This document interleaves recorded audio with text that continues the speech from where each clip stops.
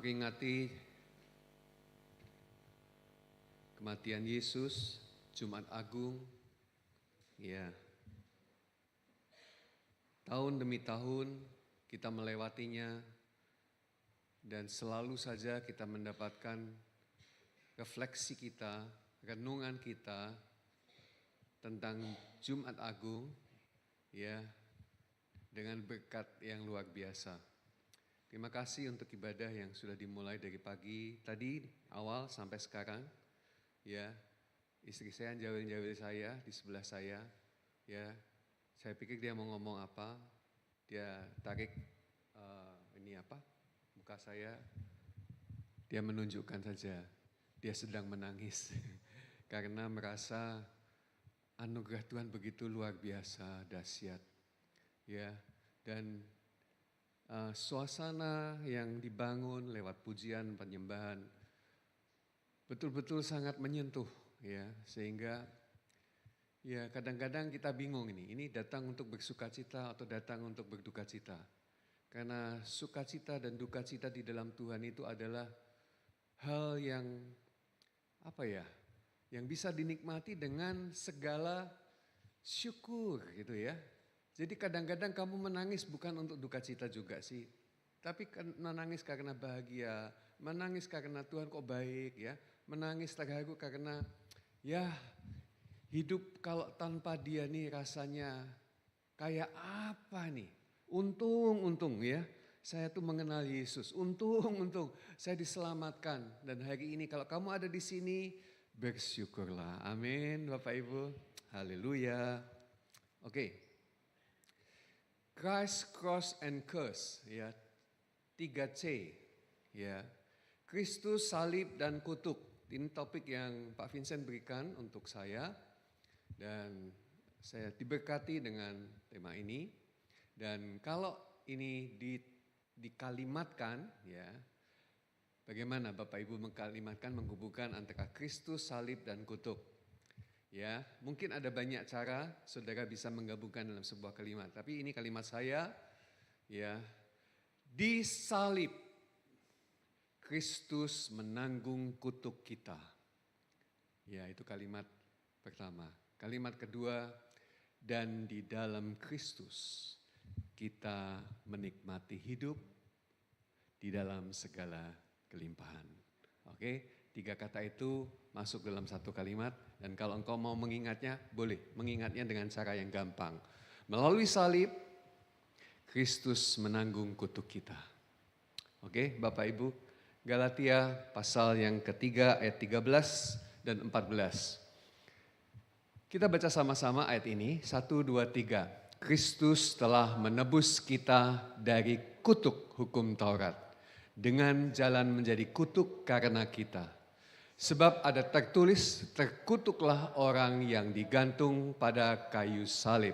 Nah ini lebih keras lah ya, karena ini kalimat firman Tuhan ayat 14 yang sebetulnya kita mau itu direalisasi, ya, dinyatakan dalam kehidupan kita, ya, dengan suara yang terbaik. 1, 2, 3. Yesus Kristus telah membuat ini supaya di dalam Dia berkat Abraham sampai kepada bangsa-bangsa lain, sehingga oleh iman kita menerima roh yang telah dijanjikan itu. Dan semua berkata, amin, amin, amin.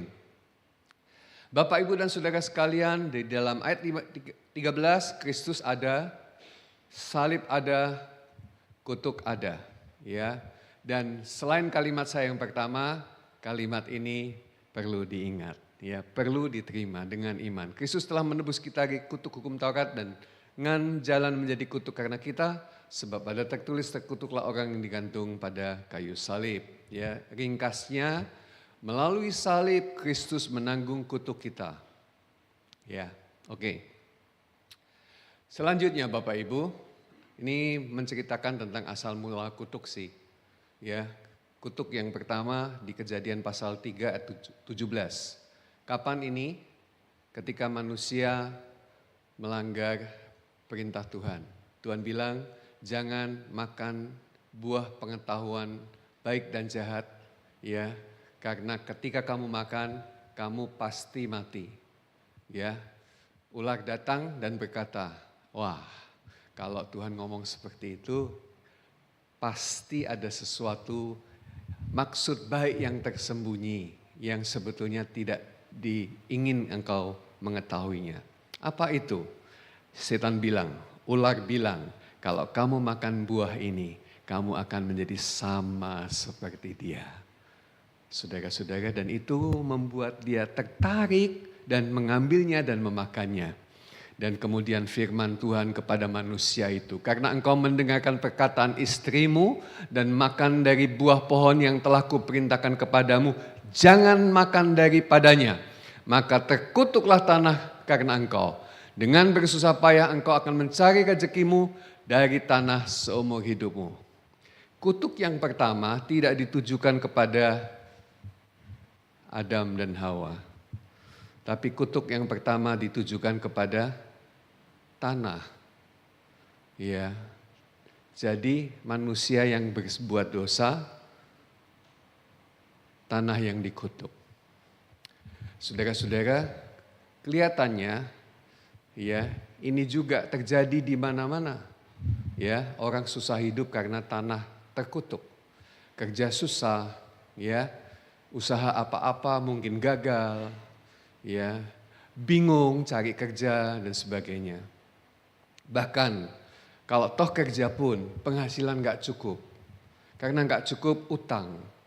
Karena nggak bisa bayar utang, utang yang lebih gede lagi. Ya, dan akhirnya terjerat hutang. Saudara, ada begitu banyak cerita tentang galaknya pinjol, ya.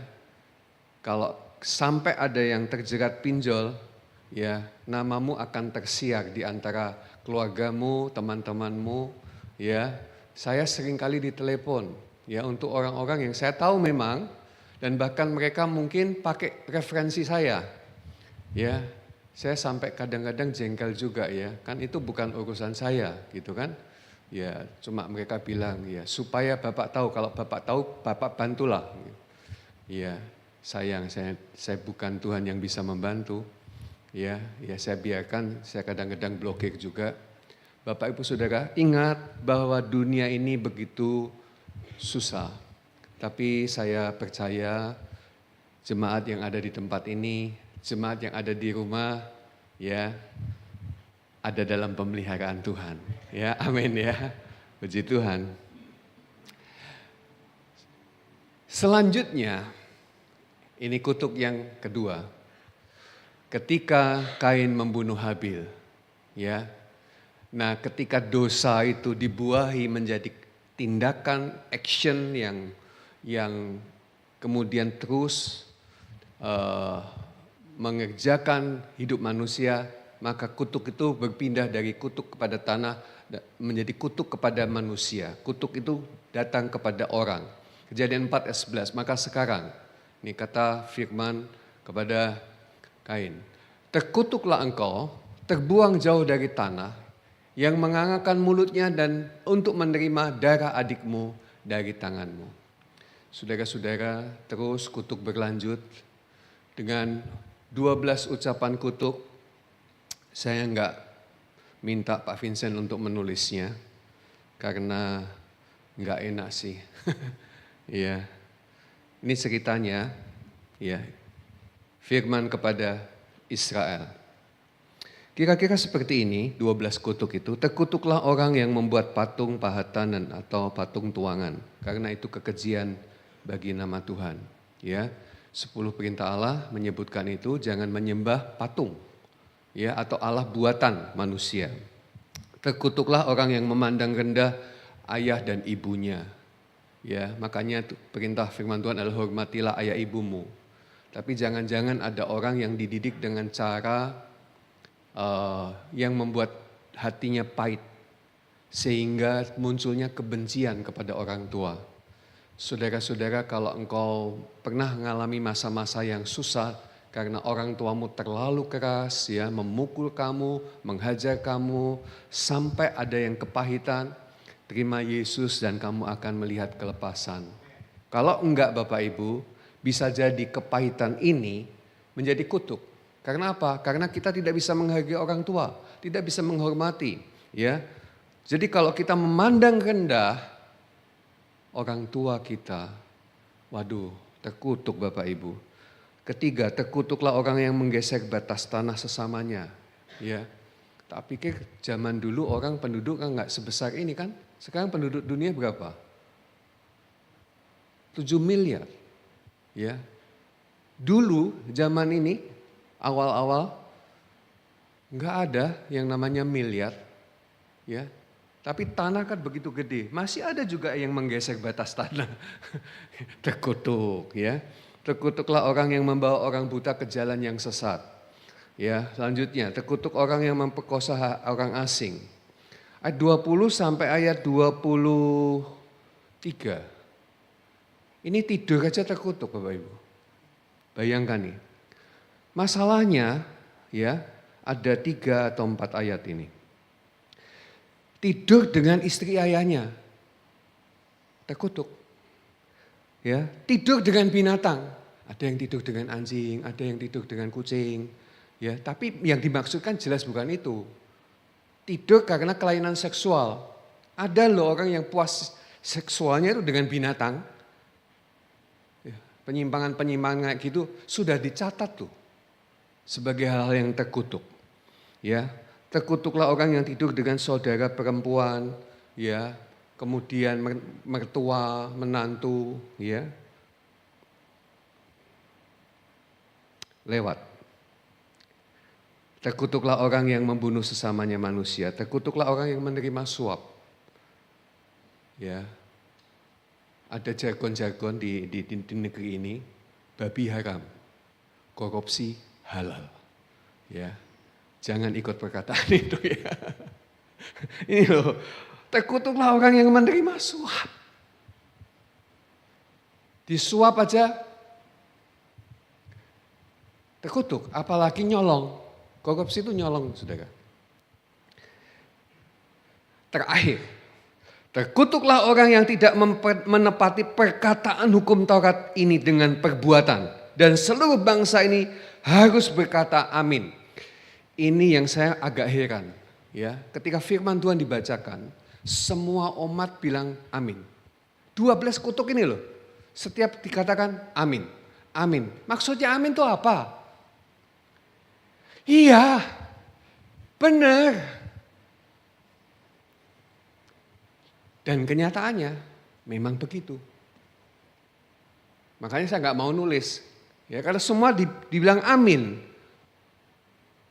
Aduh, saudara-saudara, sangat-sangat berat kalau hidup berdasarkan hukum.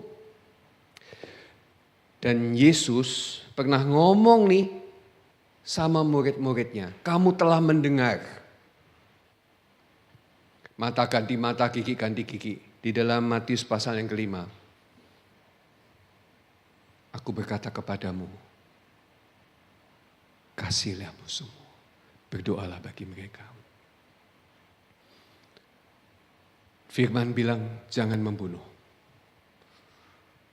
Tapi Yesus berkata, kalau engkau berkata saudaramu jahil, kamu sudah membunuh. Maksudnya piye ini? Standar hukum Taurat itu sudah segini. Bagi manusia aja sudah enggak sanggup. Ketika Yesus ngomong khotbah di bukit, seolah-olah hukum Taurat itu diangkat lebih tinggi lagi. Yesus ngomong, kamu mendengar firman, jangan berzina. Tapi aku berkata kepadamu, kalau engkau memandang wanita, perempuan, dan engkau menginginkannya, engkau sudah berdosa. Engkau sudah berzina dalam hati dan pikiranmu. Saudara-saudara, Yesus ngomong begini, bukan saya meninggikan standar hukum Taurat, enggak. Kamu aja yang menurunkan standarnya. Dan kamu bilang amin, dan kamu juga tetap tidak bisa melakukan. Ngeri Bapak Ibu. Ya. Coba cek di dalam Alkitab, ketik apa yang disebut dosa. Hamartia itu miss on the target. tidak tepat sasaran, itu dosa. Kamu tuh kalau manah harus masuk ke tengah. Kalau masuk ke lingkaran yang pertama, biasanya warna merah, ya. Lumayan gitu kan, lumayan. Tapi di hadapan Tuhan, miss.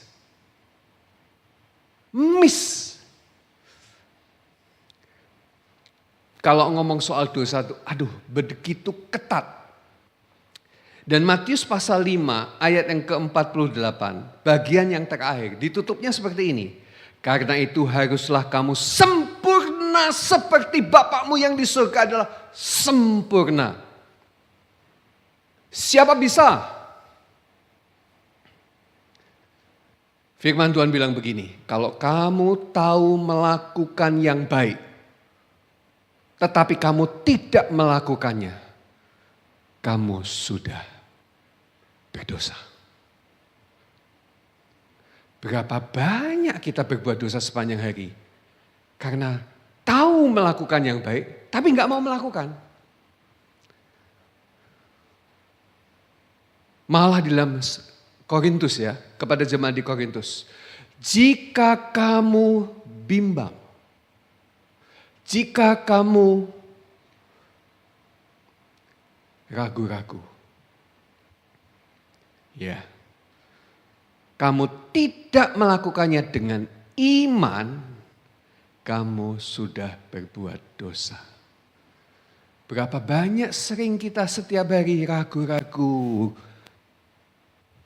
nggak ada iman, khawatir, takut, percaya. Orang bilang begini, Pak itu kan lumrah. Saya bilang lumrah karena dosa. Dan orang mempermaklumkan itu supaya kita ya wis lah. Tapi apakah bagi Tuhan itu orang bilang ya wis lah. Kalau kamu ujian 10 soal, kamu bisa jawab 9. Kamu dapat nilai berapa? Cuma salah satu aja. 9 kan? Lulus enggak? Lulus. Bahkan dapat nilai 6 pun salah 4. Lolos. Iya kan? Tapi kalau kamu 10 salah 1 di hadapan Tuhan gagal. Serius Bapak Ibu. Makanya Tuhan bilang, jangan kamu menghakimi. Karena dengan cara kamu menghakimi, kamu juga akan dihakimi. Siapa yang menganggap diri itu lebih baik daripada orang lain? Menurut tata cara aturan hukum hidup. Sama Bapak, Bu, sama. Paul Chow Yong Gi pernah saya memberikan diberi ilustrasi. Ayo, kamu bayangkan ada 2 orang. Satunya adalah penjahat besar. Namanya masyhur karena kejahatannya dipublish lewat media, lewat medsos, ya, masuk penjara. Lalu satu orang lagi, ya, dia orang baik, orang beragama.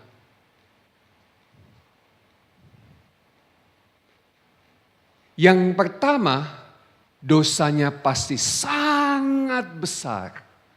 Yang kedua, karena dia orang baik dan pelayanannya di gereja, pasti dosanya kecil. Kira-kira seperti itu Bapak Ibu. Lalu yang dosanya kecil, bukan tanpa dosa ya, dosanya kecil, memandang hina yang dosanya lebih besar.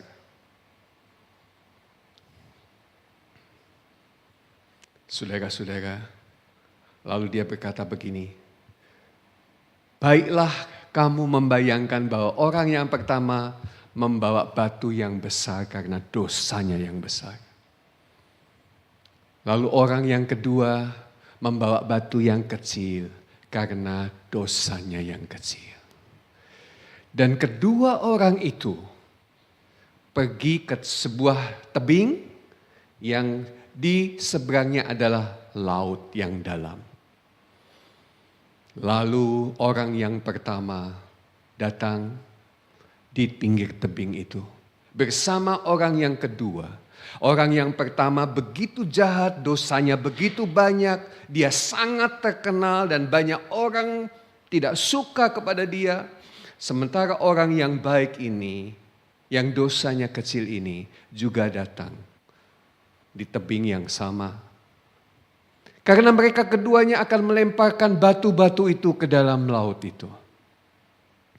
Lalu mulailah orang yang baik ini dengan batu yang kecil melemparkan batu itu ke laut. Suaranya gimana kalau batu kecil dilemparkan ke dalam laut? Giliran orang yang jahat ini. Ya, dosanya banyak ini. Dia membawa batu yang besar. Dan kemudian dia mengangkatnya dan kemudian dia melemparkannya ke dalam lautan. Dan kalau batu besar, ya sebesar ini, dilemparkan ke dalam laut, kira-kira bunyinya apa? Belum, bukan belum. Belum. Belum. Cuma suaranya aja yang beda. Tapi pertanyaannya, kemana batu itu pergi? Ke dasar laut. Batu kecil ke dasar laut. Batu besar ke dasar laut. Dosa besar, dosa kecil bukan masalahnya. Tapi dosa is dosa dan harus dihukum. Saya pernah satu hari dapat surat cinta dari Polda ke rumah. Ya, deg-degan Bapak Ibu. Oh boy, ya, saya buka tilang elektronik. Saudara, ketika saya buka, penjelasannya adalah kamu sudah melanggar. Ya, saya lewat Pandenaran, kan itu ada blitz yang hidup biar. Nah itu kalau lewat situ tolong ya senyum, karena kamu sedang difoto. Ya, nah Bapak Ibu saya waktu lewat lupa pakai sabuk. Lupa senyum Mbak. Iya, dan fotonya ada. Di foto Bapak. Wah, konangan. Iya. Saya harus datang apa tidak? Saya datang Bapak, saya orang baik, taat hukum. Sampai di sana saya bilang, Bapak, saya sudah lewat ratusan kali di sana Pak. Ini baru sekali Pak melakukan, lupa. Pak, saya pendeta Pak, tolong dimaklumi Pak. Tidak niat saya Pak untuk melanggar hukum Pak. Kira-kira saya diampuni enggak ya?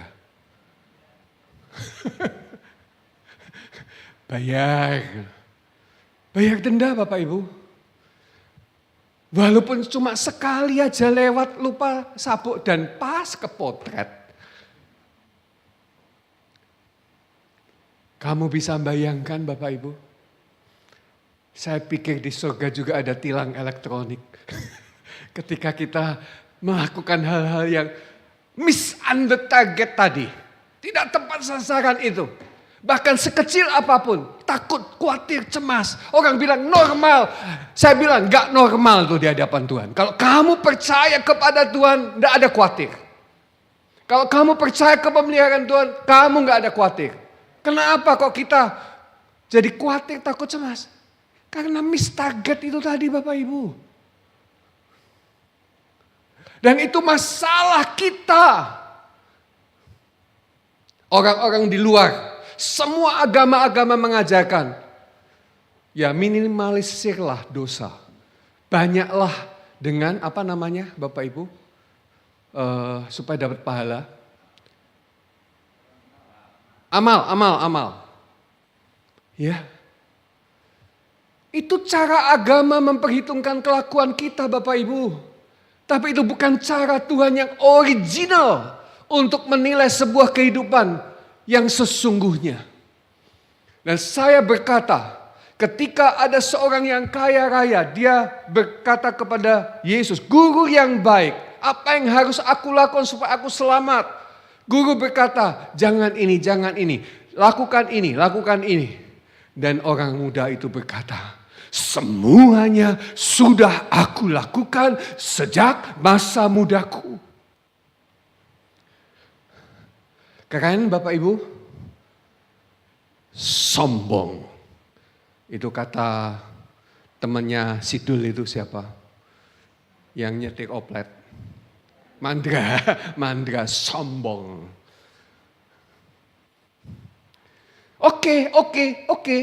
Kamu sudah melakukan semuanya, sekarang yang terakhir. Kalau kamu mau sempurna, hendaklah kamu sempurna seperti Bapakmu yang di surga sempurna. Amin. Sekarang kamu mau sempurna, jual semua hartamu, bagikan kepada orang miskin, dan kamu ikut aku. Alkitab berkata, maka sedih hati anak muda itu dan meninggalkan Yesus karena hartanya sangat banyak. Jadi sesungguhnya siapa Tuhan bagi anak muda ini? Harta. Agama itu hanya alat saja. Dan banyak orang di luar hanya untuk mencari kesalehan. Melakukan kebaikan-kebaikan dan dibikin konten. Ya kan? Andai kata nggak ada video, nggak ada promosi, apakah mereka tetap berbuat baik? Kalau perbuatan baik hanya diukur dengan timbangan, seberapa baik engkau harus memenuhi syarat? Makanya sampai hari ini semua agama di dunia berkata jika engkau mati insya Allah, kalau Tuhan menghendaki di surga. Tapi saya berkata kepadamu, beritahu mereka bahwa pasti mereka terkutuk. Bahkan dengan batu yang kecil saja. Jadi jangan kamu merasa hebat Bapak Ibu. Ya, ketika saya merasa hebat saya jatuh Bapak Ibu. Ketika saya merasa yakin saya kuat, saya jatuh Bapak Ibu. Enggak ada yang bisa dibanggakan di dalam diri saya. Serius. Ya, saya butuh anugerah. Dan hari ini saya menerima anugerah itu. Karya salib. Berkat atau kutuk? Bapak Ibu memilih? Sama-sama dong, berkat. Ya, sambil mengepalkan tangan ini. Berkat Pak. Amin. Lihatlah aku menghadapkan kepadamu pada hari ini berkat dan kutuk. Dulu Bapak Ibu. Ya, kan tadi ngomong kalau ini terjadi supaya berkat Abraham sampai kepada kita. Kan? Tadi di dalam Galatia. Ya. Lihatlah aku menghadapkan kepadamu pada hari ini berkat dan kutuk. Berkat apabila kamu mendengarkan perintah Tuhan Allahmu dan kusampaikan kepadamu pada hari ini. Dan kutuk jika kamu tidak mendengarkan perintah Tuhan. Sebab itu pilihlah untuk mendengar perintah Tuhan. Betul ya Bapak Ibu ya? Ulangan 28 ayat 1 sampai 14. Bapak Ibu dan saudara sekalian, ini saya mau kamu memperkatakannya. Ya, pilihlah berkat. Kalau firman Tuhan berkata, aku menghadapkan kepadamu berkat dan kutuk. Kutuk dan berkat. Pilihlah berkat. Nah, kita mau bangkit berdiri. Kita baca sama-sama karena ini berkat. Ya. Kamu adalah anak yang dikasihi Tuhan. Amin. Kamu keturunan Abraham. Abraham diberkati dan keturunannya diberkati. ya, tapi kamu bukan orang Yahudi ya, kamu bukan orang Israel ya. Kamu adalah anak yang dilahirkan kembali karena Yesus Kristus. Dan Yesus Kristus adalah keturunan Abraham. Oleh sebab itu kamu dan aku, kita diberkati karena Bapa yang sama, Abraham. Kita baca sama-sama ya. Ayat 2, ayat 1 saya. Jika engkau baik-baik mendengarkan suara Tuhan Allahmu dan melakukan dengan setia segala perintah yang kusampaikan pada hari ini, maka Tuhan Allahmu akan mengangkat engkau di atas segala bangsa di bumi. Nanti saya menjelaskan. Ini jangan merasa tertuntut Bapak Ibu. Ya, ini bukan tentang kelakuanmu, tapi apa yang sudah Yesus selesaikan. Karena Yesus ngomong, aku datang bukan untuk meniadakan hukum Taurat, tapi aku datang untuk menggenapinya. Dan dia sudah menggenapinya untuk engkau dan saya. Amin. Itu sebabnya berkat ini yang kamu akan katakan datang kepadamu. Ya, ayat 2. Dengan suara yang keras, karena untuk engkau. Ya, katamu gantiku. Ya, kalau ada kata yang lain, ya boleh kata yang mengganti kata kita, kami, boleh kamu sebut namamu, ya. Oke, 1, 2, 3. Segala berkat ini akan datang kepadaku dan menjadi bagianku jika aku mendengarkan suara Tuhan Allahku. Ayat 3. Diberkatilah aku di kota, diberkatilah kamu di ladang. Oke? Diberkatilah buah kandungan. Yang ibu-ibu jangan ikut-ikut ya. Karena yang bapak-bapak maksud saya. Jangan ikut-ikut. Ini ibu-ibu aja ya. Sekali lagi ibu-ibu. Tapi kalau yang sudah nggak mau punya anak lagi, ya nggak usah juga. Kalau Bu Elsa mau nggak apa-apa, ngomong aja. Ya. 1, 2, 3. Diberkatilah buah.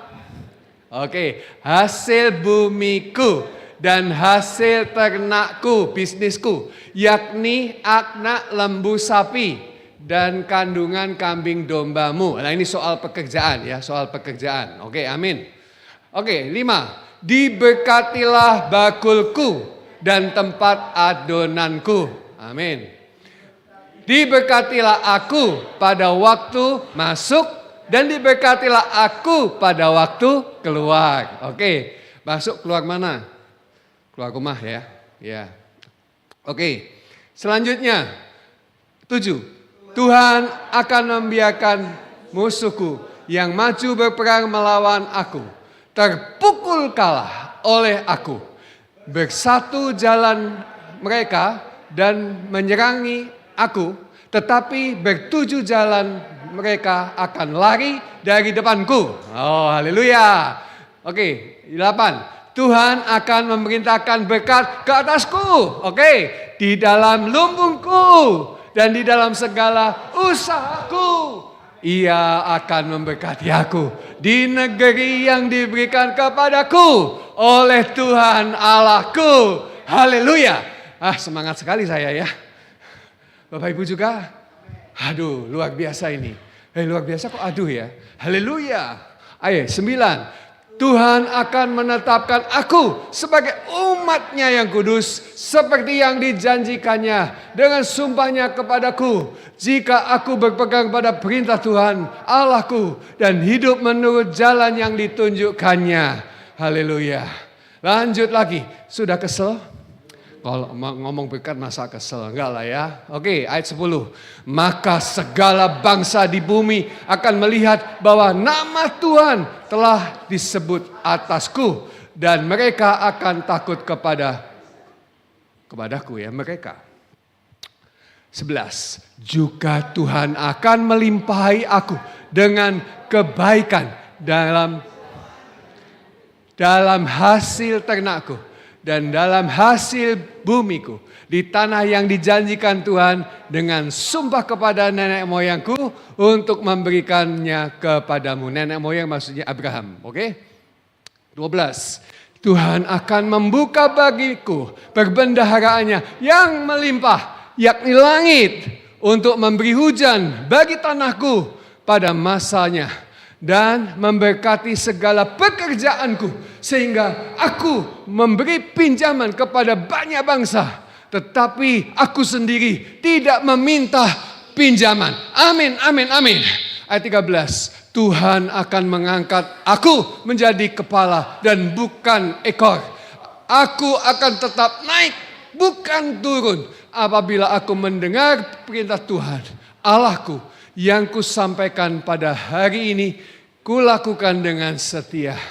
Ayat 14, dan apabila aku tidak menyimpang ke kanan atau ke kiri dari segala perintah yang kuberikan kepadaku hari ini, dengan mengikuti Allah lain dan beribadah kepadanya. Haleluya. Terima kasih Tuhan. Saudara, jangan duduk dulu. Dengar kalimat saya sebelum ini duduk. Ya. Kamu memperkatakan dengan iman, dengan percaya. Itu artinya engkau membiarkan firman, kebenaran itu bergerak di dalam hidupmu. Dan merealisasi di dalam hidupmu. Ya, jadi perkatakan ini. Aku diberkati, aku kepala, aku bukan ekor. Aku naik dan tidak pernah turun. Aku sehat, aku kuat, pikiranku cemerlang. Aku bukan orang yang pikun, yang suka lupa. Ya, saudara, perkatakan. Dan kamu tahu, kamu akan menikmatinya. Berlimpah-limpah, amin. Kasih salam sebelum duduk. Selamat kamu menerimanya ya. Kamu menikmatinya. Anugerah berkat Tuhan yang Tuhan sediakan begitu dahsyat luar biasa. Haleluya, haleluya. Silakan duduk.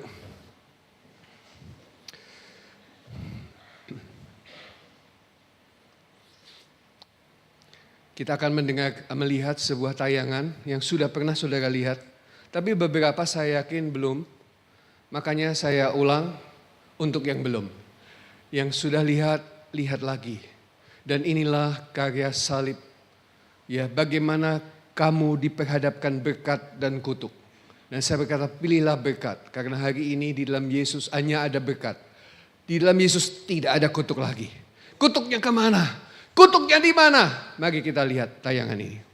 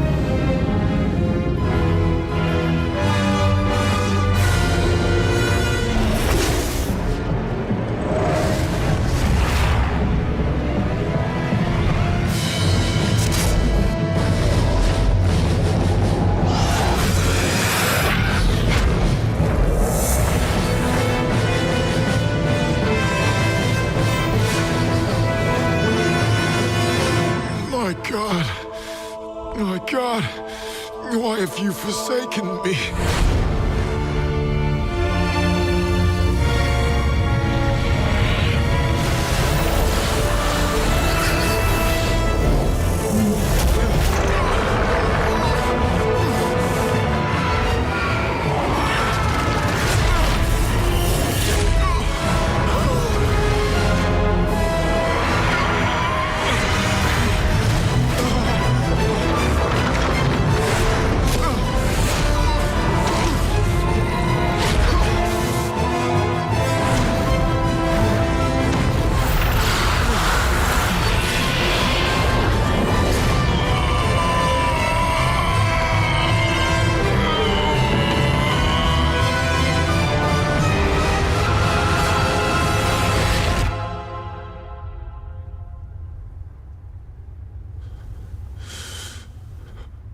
Finished!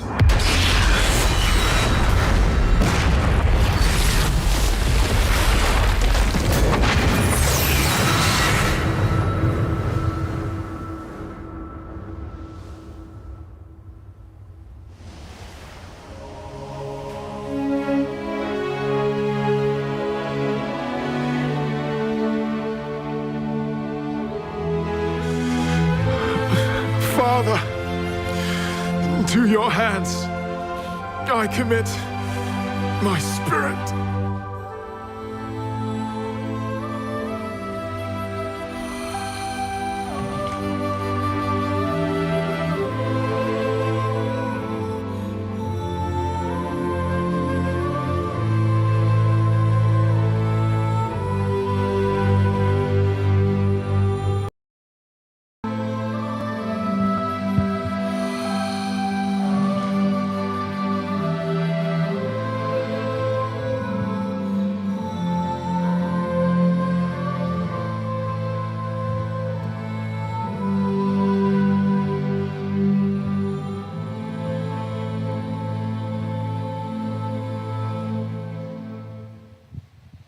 Oke, terima kasih. Bapak, Ibu, dan Saudara sekalian, Yesus tergantung di atas kayu salib dari jam 12 mulai, ketika kegelapan mulai, sampai jam 3 sore. Dan dari 3 jam itu betul-betul gelap. Ya. Di dalam kegelapan itulah gambaran kutuk sedang menusuk ke dalam tubuh Yesus.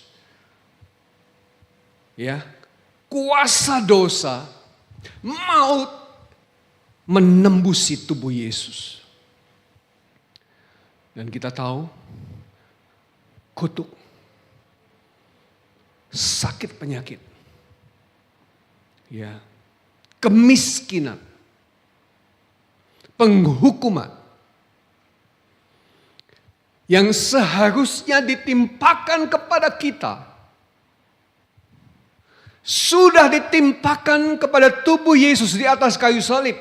Itu sebabnya hari ini engkau tidak lagi perlu menanggung kutuk itu. Yesus sudah tanggung. Ini yang namanya substitusi. Hari ini engkau adalah orang-orang yang merdeka. Hidup tanpa beban lagi.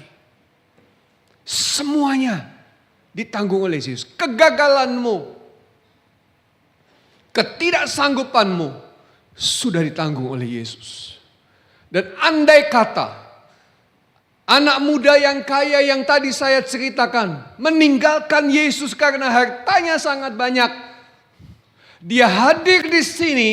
Saya mau mengatakan kepada anak muda itu, stop, jangan pergi. Kamu tahu Yesus yang menyelesaikan buat kamu. Karena ketika anak muda itu pergi, terjadi kegemparan di antara murid-muridnya. Dan murid-muridnya berkata, kalau demikian, siapakah yang bisa diselamatkan? Saudara, kalau demikian, siapakah yang bisa diselamatkan? Yesus berkata, lebih mudah seekor unta masuk pintu lubang jarum daripada orang kaya masuk kerajaan Allah. Dan murid-muridnya masih geger lagi.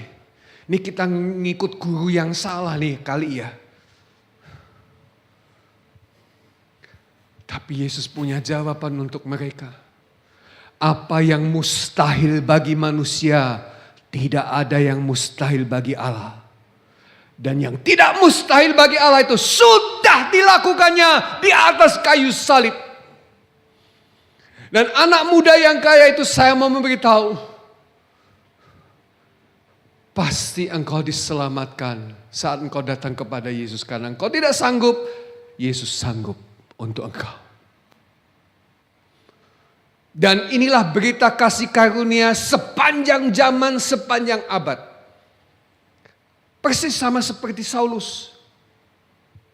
Paulus, dia kepada jemaat di Filipi berkata, aku ini orang Ibrani asli totok. Lahir, umur 8 hari sudah disunat. Dalam hal melakukan hukum Taurat, aku orang yang tidak bercacat. Aku suku Benyamin. Dalam hal terhadap hukum Taurat, aku orang Farisi. Artinya apa orang Farisi? Aku itu betul-betul mengandalkan Tuhan.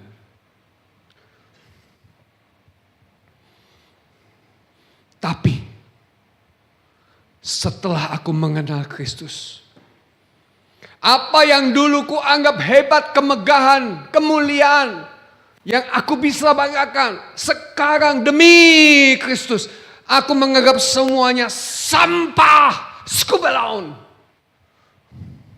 Maaf ya, terjemahnya bahasa Indonesia masih baik-baik saja. Tapi harusnya di terjemahnya, kalau mau aslinya ya, aku menganggapnya itu semua, maaf ya, aku sudah maaf loh ya. Ngomong gak teko. Ini ngomongan seorang rasul. Dia ngomong, maaf ya. Maaf kok bolak-balik. Pak wis tak maaf no Pak. Ya wis. Dia ngomongnya gini. Tai.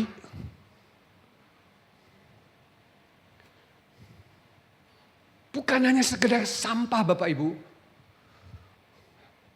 Skubalon itu artinya kayak gitu. Kehebatanku sebagai seorang Saulus, lulusan Gamaliel, ahli Taurat,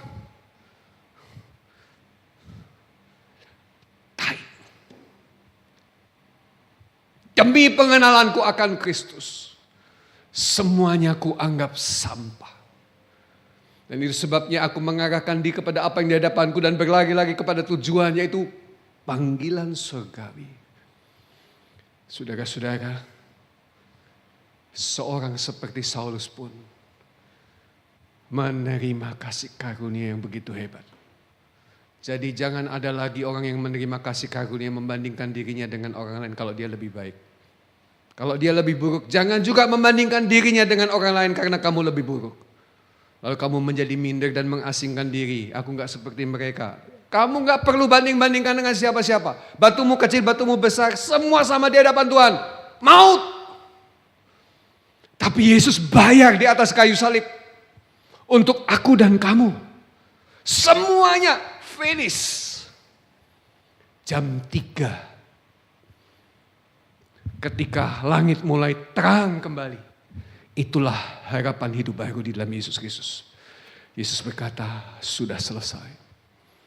Dan waktu itu dia berkata, karena sudah selesai, sekarang aku menyerahkan nyawaku kepadamu ya Bapa. Sebelumnya Bapak Ibu, dia berkata, Pak Allahku, kenapa engkau meninggalkan aku? Ngeri Bapak Ibu. Enggak pernah Yesus ditinggalkan Bapaknya. Lahir, dikandung oleh perawan Maria, oleh Roh Kudus. Mulai pelayanan, masuk sungai Yordan, dibaptis Yohanes Pembaptis. Burung turun, inilah anakku yang kukasihnya, kepadanya aku berkenan. Bapak mengasihi menyertai, tapi di atas kayu salib.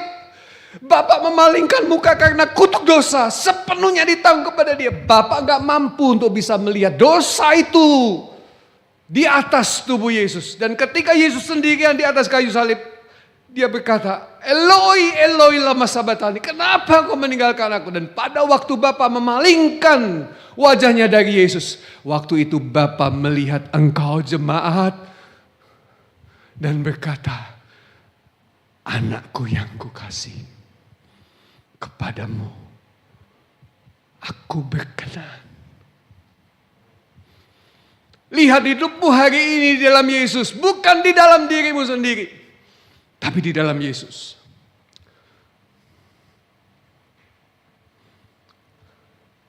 Sebab jika kita telah menjadi satu dengan apa yang sama dengan kematiannya. di salib itu, kita juga menjadi satu dengan apa yang sama dengan kebangkitannya. Karena kita tahu bahwa manusia lama kita telah turut disalibkan supaya tubuh dosa kita hilang kuasanya. Agar jangan kita menghambakan diri lagi kepada dosa. Jadi saya percaya semua yang sudah di dalam Yesus, dosa tidak ada lagi. Kalau sampai kita berdosa, ya, kamu harus kembali ingat, itu bukan engkau. Ya, kamu sudah di dalam Yesus Kristus. Ya, kamu sudah mati. Ya, memang daging kadang-kadang bisa muncul dan menggerakkan kita kepada hal-hal yang enggak baik. Tapi ingat, jadi diri kita di dalam Yesus Kristus. Sebab siapa yang telah mati, ia bebas dari dosa. Jadi, jika kita telah mati dengan Kristus, kita percaya bahwa kita akan hidup juga dengan Dia. Amin, Bapak Ibu Saudara sekalian. Galatia 2, 19 ayat 20. Sebab aku telah mati oleh hukum Taurat dan untuk hukum Taurat, supaya aku hidup untuk Allah. Aku telah disalibkan dengan Kristus, namun aku hidup. Tapi bukan lagi aku sendiri yang hidup, melainkan Kristus yang hidup dalam aku. Dan hidupku yang kehidupi sekarang di dalam daging adalah hidup oleh iman dalam anak Allah yang telah mengasihi aku dan menyerahkan diri untuk aku.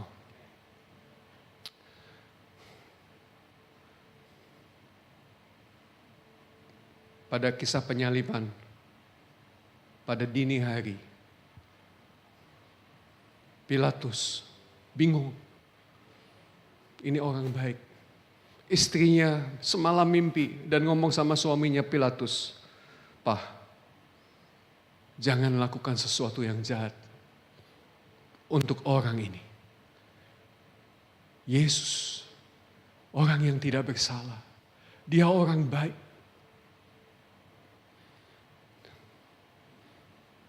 Tapi ketika dia menghadapi masa berteriak, salibkan dia, salibkan dia, salibkan dia." Bapak Ibu bisa membayangkan enggak ini? Sebuah paradoks yang luar biasa. Yesus itu adalah hakim atas semua kebenaran, atas semua manusia. Tapi dia dihakimi oleh manusia sampai dia naik ke atas kayu salib. Saudara-saudara, Pilatus bingung. Kalau dia membebaskan Yesus, pasti rakyat marah. Tidak membebaskan Yesus, dia ingat mimpi istrinya tadi malam. Bingung, karena bingung dia masuk. Dia mengambil baskom dan kemudian dia mencuci tangannya. Dan kemudian melap dengan serbet dan berkata, "Aku tidak bertanggung jawab atas apa yang mereka putuskan. Aku melepaskan ini, aku tidak mau menanggung darah ini." Cuci tangan. Dan Pilatus menghadap lagi kepada orang banyak. Biasa waktu tradisi Paskah, kita melepaskan satu orang penjahat. Dan dipilihlah orang yang namanya Barabas dari tahanan keluar di hadapan orang banyak. Sebelah kanan Yesus, sebelah kiri Barabas, si penjahat yang hebat itu. Mau cuci tangan Bapak Ibu? Biarlah pengadilan rakyat. Makanya sampai hari ini ya, banyak pejabat kan cuci tangan toh. Enggak mau. Apalagi kalau dapat duit. Ya, itu kayak Pilatus. Biarin bangsa aja yang mengadili gitu kan. Di mana ini hukum? Di mana ini otoritas? Saudara-saudara, Pilatus berkata, "Saya harus membebaskan satu di antara mereka. Siapakah yang aku bebaskan? Yesus atau Barabas?" Apa yang mereka katakan Bapak Ibu? Lepaskan Barabas. Paradoks. Gak masuk akal. Tidak ada pengadilan yang betul-betul adil di bumi ini. Karena hakimnya sekarang sedang diadili oleh masa yang sudah jatuh dalam dosa. Dan kamu tahu, Barabas dilepaskan. Cuma setelah Barabas dilepaskan, tidak ada lagi cerita tentang Barabas. Menurut tradisi, ada yang mengatakan Barabas akhirnya menjadi murid Yesus. Tapi tidak tercatat di dalam Alkitab. Ya. Gara-gara orang satu ini namanya Yesus, saya dilepas. Dan saya berkata, Bapak Ibu, itu tentang engkau dan aku. Itulah dahsyatnya kasih karunia Tuhan. Substitusi, Yesus naik ke atas kayu salib supaya Barabas bisa lepas. Dan soal Barabas kelakuannya seperti apa, tidak dicatat Alkitab. Karena kelakuannya Barabas tidak penting. Yang penting adalah Yesus sudah naik ke atas kayu salib. Untuk seorang yang bernama Barabas. Dan Barabas itu aku dan kamu. Ini ayatnya. Langsung ya, saya mau cepat aja.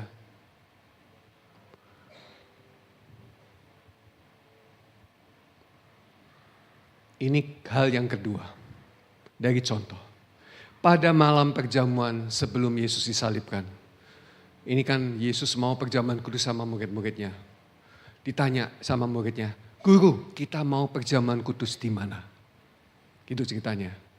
Jawab Yesus, pergilah ke kota kepada si Anu. Dan katakan kepadanya, pesan guru, waktuku hampir tiba, di dalam rumahmu lah aku mau merayakan Paskah bersama-sama dengan murid-muridku. Saya mau tanya kepada Bapak Ibu, ya, yang bisa jawab. Yang namanya si Anu itu siapa? Siapa Pak Vincent? Lu saya tanya, karena saya nggak tahu Bapak Ibu. Si Anu.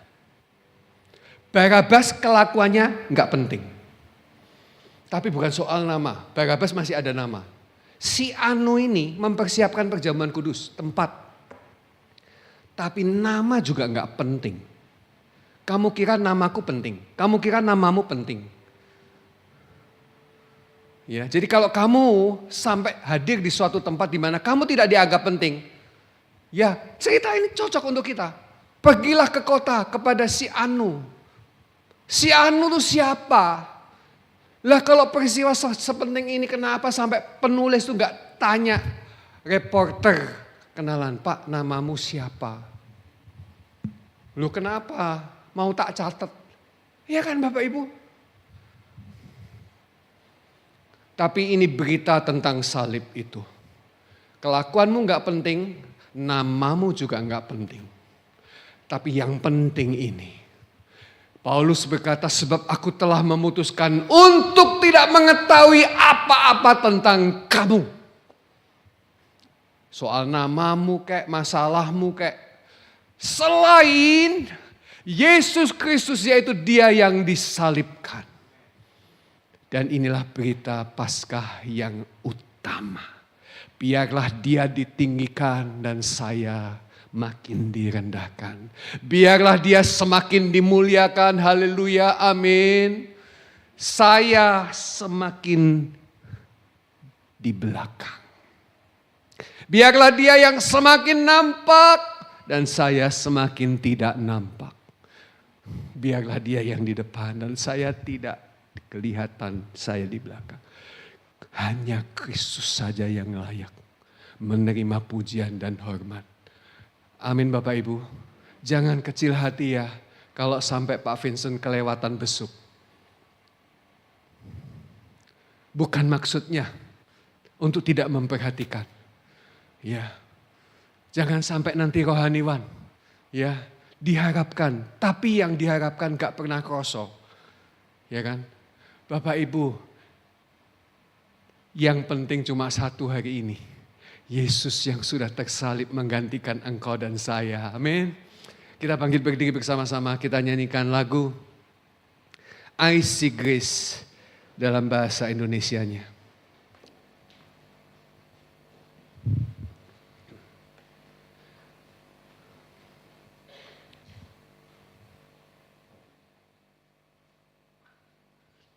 Bisa teksnya ditampilkan dulu. Oke.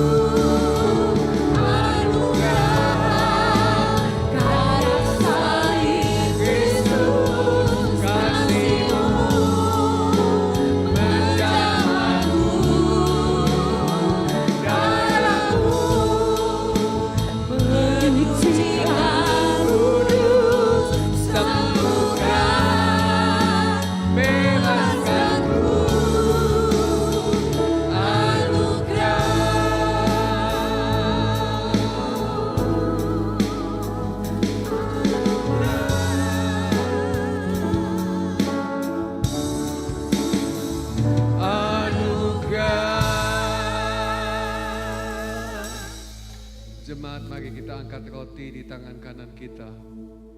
Lihatlah anugerah itu bagi kita. Melalui salib, Yesus sudah menanggung semua kutuk kita. Yesus menanggung semua kelemahan dan sakit penyakit kita. Yesus menanggung kegagalan kita. Yesus menanggung semua yang buruk tentang kita. Bahkan takutmu, khawatirmu, cemasmu, Dia sudah tanggung. Haleluya. Haleluya Yesus. Ia mengangkat roti dan mengucap syukur. Kemudian ia memecahkannya dan berkata, "Inilah tubuhku yang dipecahkan bagi kamu.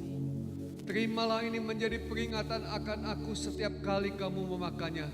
Tubuhku benar-benar makanan. Engkau sudah mendapat bagian di dalam aku. Terimalah, makanlah dengan percaya.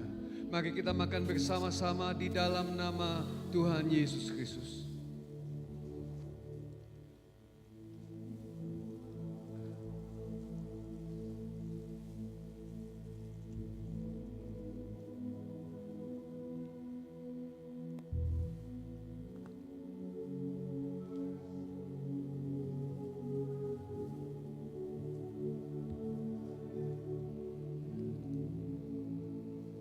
Angkat cawan di tangan kanan kita. Sesudah itu dia mengambil cawan dan berkata, inilah cawan perjanjian baru yang dimeteraikan oleh darahku. Terimalah ini jadi peringatan akan aku setiap kali kamu meminumnya. Darahku benar-benar minuman, engkau sudah mendapat bagian di dalam aku. Terimalah ini menjadi berkat bagi seluruh hidupmu. Engkau dibenarkan, engkau telah ditebus, engkau telah menerima semua kebenaran, kebaikan dan kemurahan. Dan mari kita akan minum bersama-sama di dalam nama Tuhan Yesus Kristus.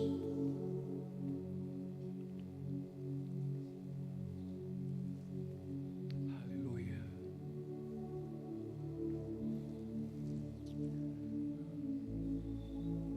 Setiap engkau mengingat akan tubuh dan darahku, engkau memberitakan kematianku.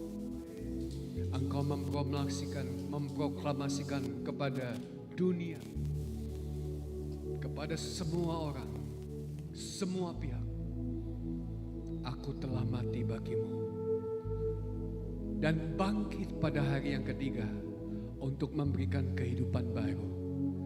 Dan sama seperti yang Paulus katakan, aku mati bersama-sama dengan Kristus supaya tubuh hilang kuasanya. Kuasa dosa sudah dipakukan di atas kayu salib. Dan hari ini engkau hidup bersama dengan kuasa kebangkitannya. Saudaraku, pulanglah engkau dengan membawa segala berkat-berkat Tuhan. Berkat yang sempurna yang Tuhan sudah sediakan di dalam Yesus Kristus. Angkat hatimu, angkat tanganmu, tengadahkan ke atas dan lihatlah kemurahannya mengalir di dalam seluruh kehidupannya. Kekayaan, kesehatan, keberhasilan, kesuksesan menyertai engkau. Dan kamu tahu tujuannya satu, supaya Dia yang utama, Dia yang kamu pikirkan, Dia yang nampak di depan dan seluruh kehidupanmu. Kasih karunia dan anugerah dari Bapa terus menerus ditegakkan dalam hidupmu. Kebaikan, kemurahan, kesetiaan terus menerus mengikuti engkau kemanapun engkau pergi.